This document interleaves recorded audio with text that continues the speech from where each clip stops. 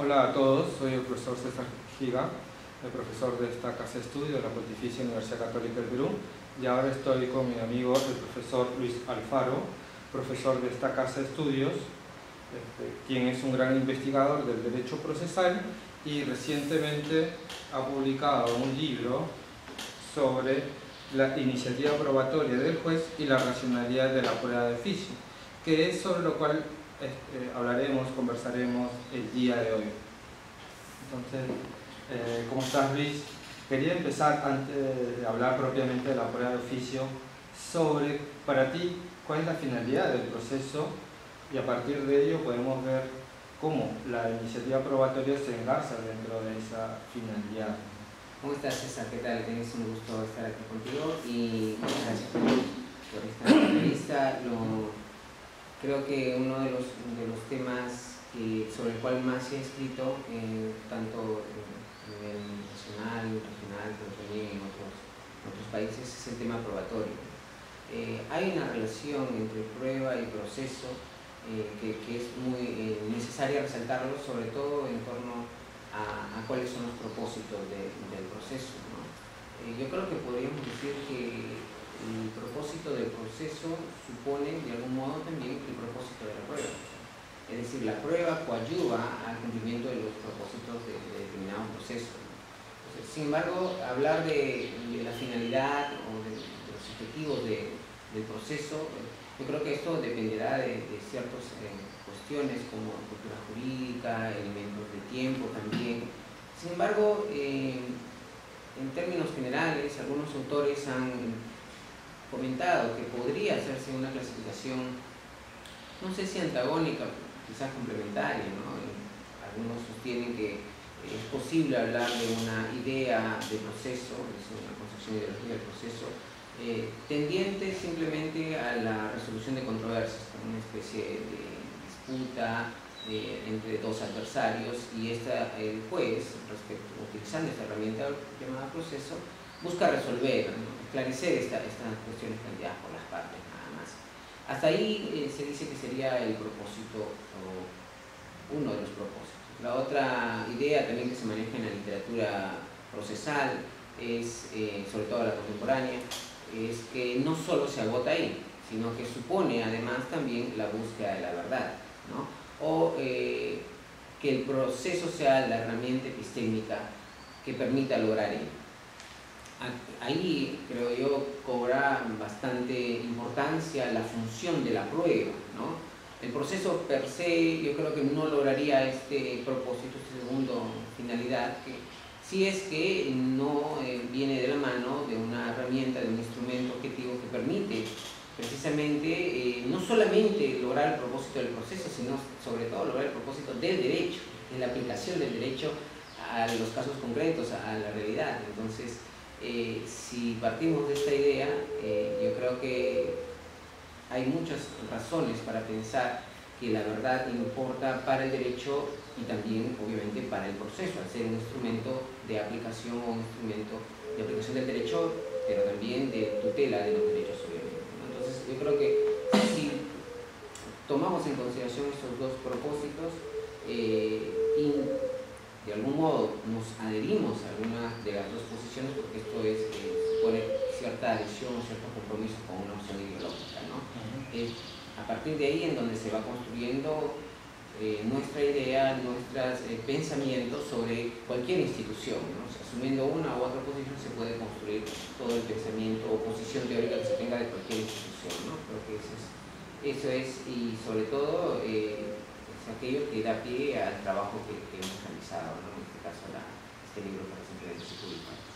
Y desde tu punto de vista, la verdad como sería un principio básico, una finalidad básica de los procesos. Sí, yo creo que comparto la idea con algunos autores que vienen comentando sobre esto, que la verdad interesa el proceso. De hecho, al derecho, por ejemplo, Girola sostiene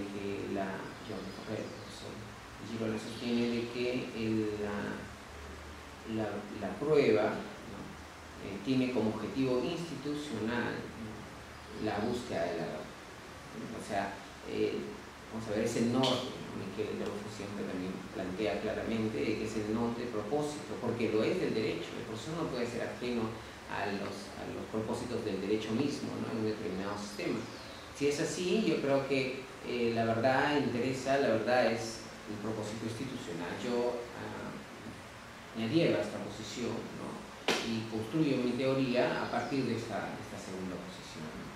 Hay razones para pensar de que si no fuese así, si es que no interesa la verdad de los hechos afirmados por las partes, entonces sería un despropósito en los fines mismos del derecho, que es aplicar, buscar su aplicación, y siendo el juez el instrumento, el representante del Estado que busca la aplicación del derecho en caso concreto a partir de una incertidumbre, de una controversia. Entonces, definitivamente la verdad sí interesa, con todo lo que esto supone a nivel crítico que se pueda dar, ¿no?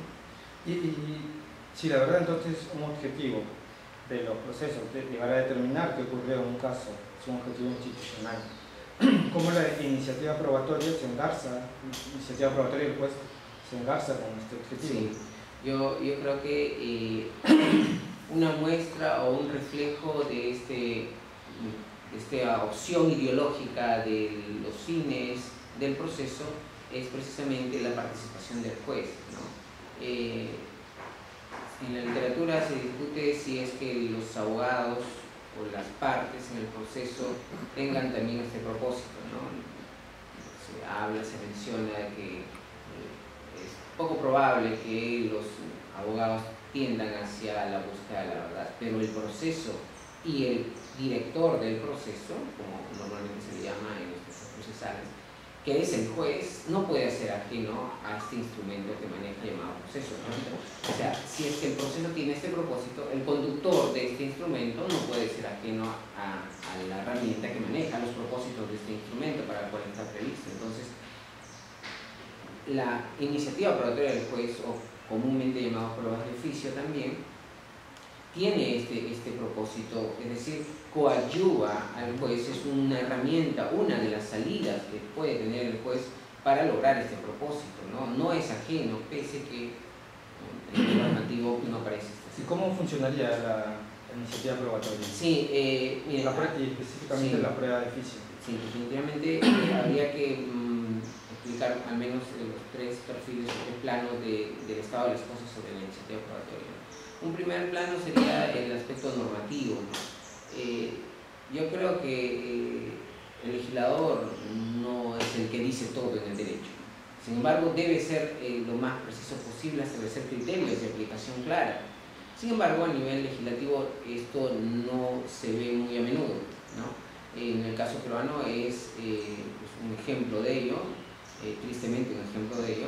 A nivel normativo, las reglas legales que prevén sobre la iniciativa probatoria del juez no son muy claras al proveer al juez criterios específicos de cómo utilizarlo, en qué circunstancias utilizarlo, ¿no? Y es ahí donde se genera un problema, porque en el segundo perfil, que sería a nivel jurisprudencial, se han visto diversos criterios en cómo utilizar. Creo que los problemas más latentes que se dan en la práctica jurisdiccional es cómo utilizar esta potestad, ¿no?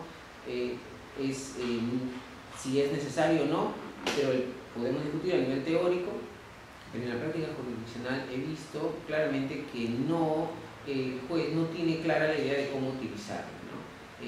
Esto se evidencia de los diversos criterios jurisprudenciales y que ha conllevado, por lo menos en el plano de procesos no penales, específicamente el proceso civil, algunas reformas, ¿no? Sin embargo, creo que puede mejorarse todavía. Hay ciertos vacíos, sobre todo en el tema de cómo utilizar el contradictorio, ¿no? A nivel teórico, creo que la literatura es nacional, sobre todo, es muy devota del legislador. Es decir, abundan comentarios de las reglas que prevén las pruebas de oficio. A nivel teórico no hay una producción teórica, no hay un trabajo teórico que parte de lo que primero hemos comentado, de la concepción de lo que es tradición histórica llamada racional, concepción racional de la prueba, sino más bien, de hecho, porque el legislador así lo ha previsto, se parte de una concepción apegada a la idea de convicción, de íntima convicción, las reglas establecen que cuando el juez no encuentra una insuficiencia probatoria y para generarle convicción, nuestra legislación se adhiere a la posición llamada psicologista de la prueba. Entonces esto hace que en la práctica jurisdiccional simplemente se vaya por ese camino. Y la teoría, lamentablemente, también no ayuda mucho en sede nacional. Entonces esta obra lo que pretende es establecer ciertos criterios, ciertas pautas, ¿no?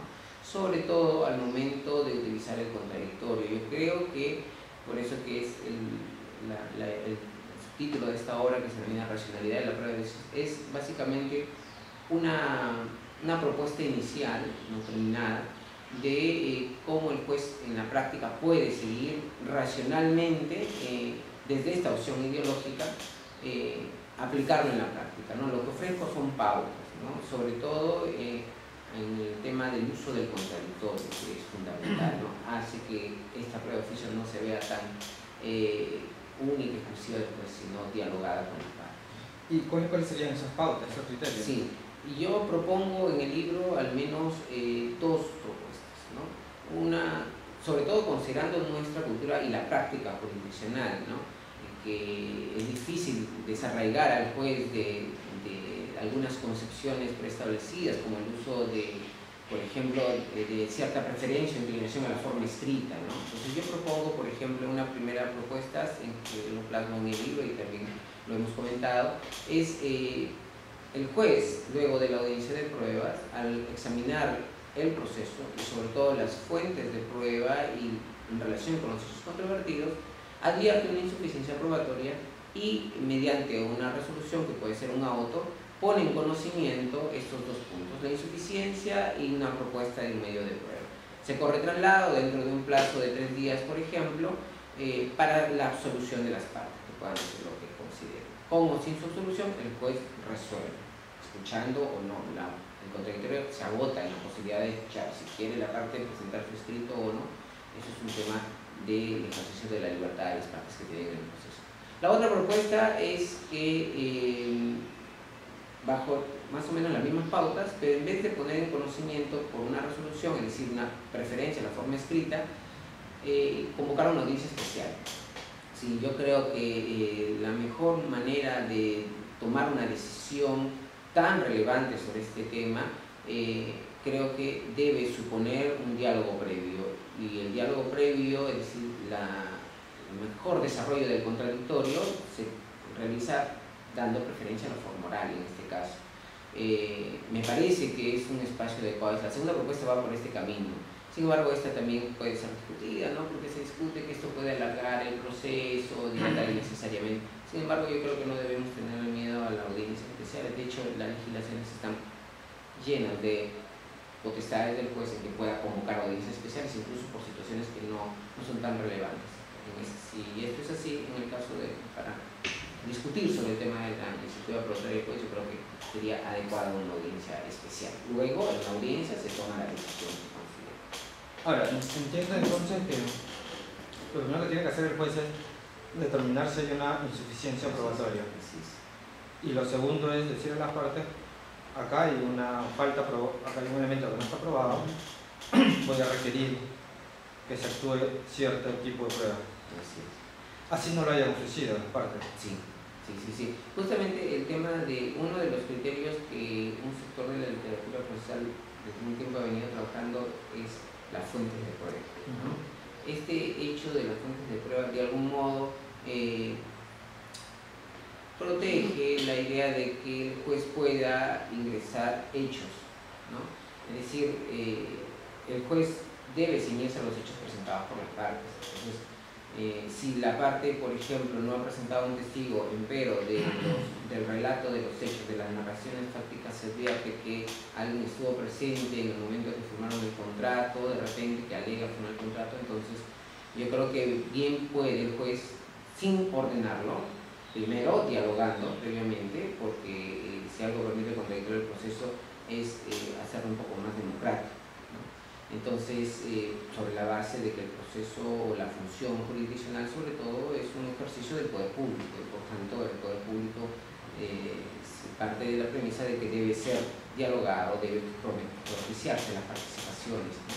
ser deliberativo en general, sobre todo el modelo de Estado que se pretende ser. Entonces, desde esa perspectiva yo creo que cuidamos el hecho de que el juez no puede incorporar hechos o que pueda prevenir medios de prueba a partir de hechos que no se determinan de lo alegado por las partes. Pero ahí tengo una distinción. Sí. Entonces, hechos no alegados, que no puede introducir hechos no alegados por las partes. O sea, que no tienen nada que ver con el petitorio, con el petitorio. Porque puede ser que haya hechos que se deducen, pero que sí están vinculados. Y que el juez puede decir acá... Sí. A eso me refiero, sí. Definitivamente, cuando digo que el juez debe ceñirse porque a las fuentes de prueba, debe haber algunos elementos del cual el juez infiere de que sí había necesidad de actuar, este hecho de actuar, sí. Pero no de la nada, me refiero, es decir, sin considerar lo alegado por las partes, ¿no? Siempre va a ceñirse en eso. De hecho, hay una regla en el derecho procesal antigua, ¿no?, de la prohibición del conocimiento privado, no sé cómo se llama esta regla, ¿no?, que supone que el juez no puede, a partir de su conocimiento directo, privado, de los hechos, incorporarlo al proceso, ¿no? Esta regla tradicional de un modo...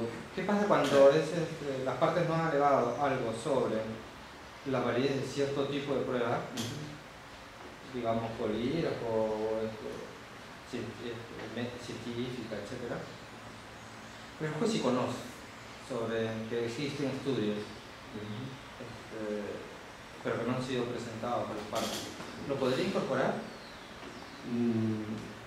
Yo creo que justamente la idea del contradictorio permite, digamos, no sé si salvar estas cuestiones, ¿no? Yo tengo mis reparos de que, por lo menos como regla general, podemos hacer algunas excepciones, matices de repente, de que el juez puede incorporar hechos no alegados por las partes, y ni siquiera a partir de la inferencia, sino por sí mismo.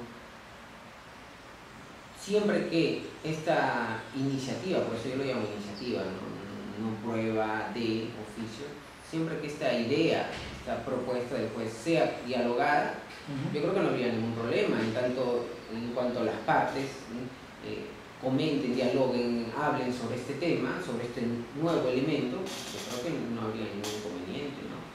Siempre, de hecho, está la posibilidad de que esta decisión sea revisada, ¿no? Sin embargo, en nuestro sistema está prohibido la revisión, está proscrita la impugnación de la prueba de oficio. Pero podría revisarse luego con la sentencia. Por supuesto, sí, definitivamente, ¿no? No expresamente, pero sí en la decisión final. Pero entonces, porque si parte de que la verdad es un valor esencial, ¿no?, llegar a determinar qué ocurrió, porque eso luego tendría implicancias en la aplicación de las normas. Claro, si el juez conoce sobre un elemento, no ha sido discutido por las partes, o no ha sido planteado por las partes, pero él cree que es determinante para dilucidar de manera fiable qué ocurrió, entonces podría introducirlo. Claro, dando oportunidad a las partes para que se pronuncie sobre eso. Un ejemplo podría ser, por ejemplo, sobre la prueba de polígrafo. Ambas partes pueden aceptar que se actúe y el juez decir, no, antes de actuar eso quiero discutir sobre la validez de esa prueba. Los estudios científicos que discuten, puede ser que ninguna de las partes lo plantee, lo haya planteado, pero el juez lo introduce de oficio. Sí, algo que está relacionado con lo que planteas es una tendencia contemporánea llamada negocios probatorios, ¿no? Acuerdos probatorios, convenciones probatorias, ¿no? Esta tendencia, teoría, de algún modo, ¿no?, dependiendo de cada sistema jurídico que lo ha adoptado, en el caso peruano, solo en el nuevo Código Procesal Penal, de algún modo supone un debilitamiento del poder del juez al tomar una decisión sobre los hechos, ¿no? Entonces, cada sistema establece filtros para poder ver hasta qué punto la propuesta de las partes, por ejemplo en el caso que planteas, puede vincular necesariamente o no al juez, ¿no?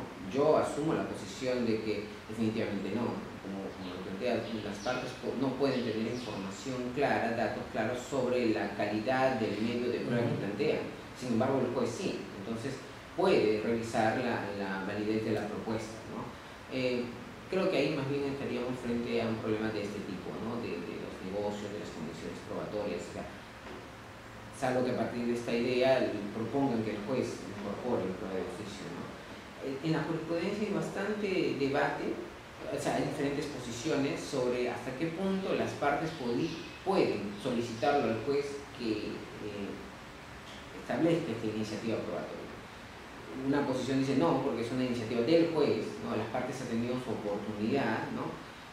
La otra posición dice que sí. De hecho, en el nuevo Código Procesal Penal hay reglas claras en donde sí, el abogado, el Ministerio Público, la abogada de la defensa puede solicitarlo al juez que ejerce esta potestad, ¿no? Entonces, sin embargo, por lo menos en los procesos penales, no penales, parece que esta potestad se ha reservado exclusivamente, al menos como iniciativa, luego lo puede dialogar, pero como iniciativa al juez, ¿no? Yo creo que no es que el contradictorio lo solucione todo, ¿no? Sin embargo, permite tomar una decisión de este tipo de manera más racional, más consensuada, más dialogada, ¿no? Entonces, si lo vemos de esta manera, yo creo que podría servir esta iniciativa, ¿no? Ya, solamente para ir acabando, tenía un último punto sobre el contradictorio. Tú dices que tiene que haber un contradictorio previo a la actuación de la prueba. Sí. Pero tenía una duda.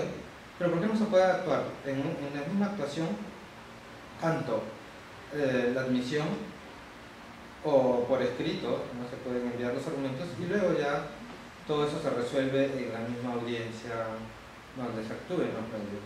Sí, aquí también entramos a un plano de los diversos criterios jurisprudenciales, ¿no? El criterio mayoritario parece ser que sea después de la audiencia de pruebas, ¿no? Sobre la base, que también es otro problema que hemos discutido, sobre que se vea la prueba de oficio o la iniciativa probatoria como algo extraordinario, ¿no? En tanto que se argumenta que lo ordinario es que sean las partes que presenten y lo extraordinario que sea el juez que se le ha dotado de esta iniciativa para que pueda utilizarlo siempre como una situación excepcional o de última hora. Yo no veo ningún problema en tanto que esto se ejercite después de la audiencia de prueba. O sea, las partes pueden proponer, sugerir, ¿no? Después de culminada la fase postulatoria, ¿no? Porque es ahí donde deben hacer. Sin embargo, en materia procesal también hay que considerar una regla también clásica del derecho procesal. A veces estas reglas, en lugar de permitir la mayor cantidad de medios de prueba, a veces limitan, ¿no? Que es la regla de preclusión, sobre el cual se estructura el proceso también. Aquí hay dos posiciones, una idea de preclusión rígida, que supone que si las reglas prevén un tiempo para cada acto procesal, la parte pierde el derecho para plantearlo después. Pero contemporáneamente se viene trabajando hacia una flexibilización de las reglas de preclusión. Yo creo que si asumimos esta segunda posición no habría ningún inconveniente, siempre que se parta de la idea también de un contradictorio en sentido fuerte, es decir, un contradictorio previo, ¿no? ¿Cuál es la razón? Se dice de que una decisión que parte de escuchar a las partes es mejor construida, ¿no? Es una decisión judicial, una decisión que ha sido dialogada, y esto genera también para el ciudadano, para el justiciable, para las partes, de algún modo cierto efecto psicológico en la decisión, a partir del cual las partes, los abogados, entienden de que esa decisión ha sido construida con su participación, no de manera única, exclusiva y unilateral, como históricamente siempre se le ha reconocido a la prueba. Claro. Como ya estamos terminando, entonces solo agradecerte por esta conversación.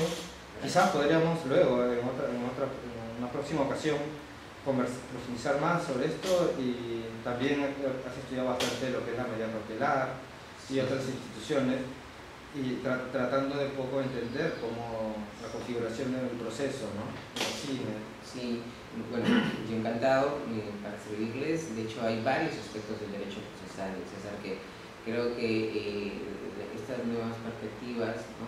Por lo menos en sede nacional, que son nuevas, ¿no? Y que con la cual también estás trabajando bastante, que es la epistemología jurídica, la argumentación jurídica, viene bien a la comprensión del derecho procesal, ¿no? La tutela cautelar, la impugnación, todo lo que nosotros trabajamos últimamente, creo que están proporcionando al derecho procesal herramientas sólidas, ¿no? Bases sólidas para construir un buen proceso, ¿no? Entonces, encantado de seguir conversando estos ciertos temas también. Muchas gracias.